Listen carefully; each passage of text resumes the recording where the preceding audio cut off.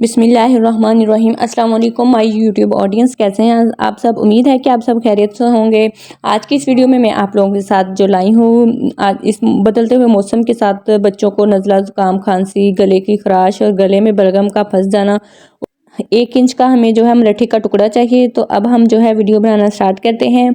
इसके बहुत ही ज़्यादा फ़ायदे हैं। हम 1 गिलास जो है पानी लेंगे, इसके अंदर हम 1 इंच का मलट्ठी का टुकड़ा इसको हम पीस कर डालेंगे। अगर तो हम इसको साबुत डाल देंगे तो इसके अंदर जो भी इसकी ग़िज़ाइयत है या जो हमें फ़ायदा जो हमने लेना है वो इसका जो असर है वो सही से नहीं निकलेगा।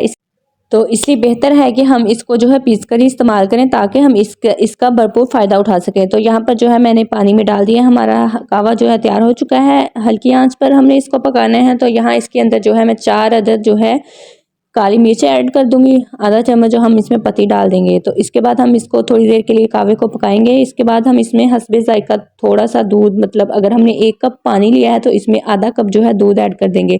बिल्कुल जो ये कहवा हमारा पतला होना चाहिए, तो ज़्यादा दूध इसमें ऐड नहीं करना, दूध हमने इसमें कम ही लेना है। तो इसके बाद हम इसके अंदर जो है चीनी का इस्तेमाल बिल्कुल नहीं करेंगे, हम गुड़ जो है गुड़ या फिर शक्कर जो है उसको ऐड करेंगे।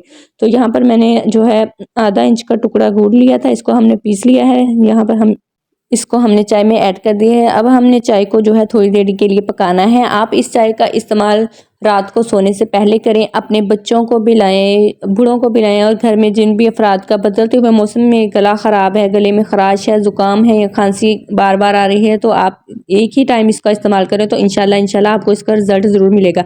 अगर आपको मेरी वीडियो अच्छी लगी तो मेरे चैनल को सब्सक्राइब करें।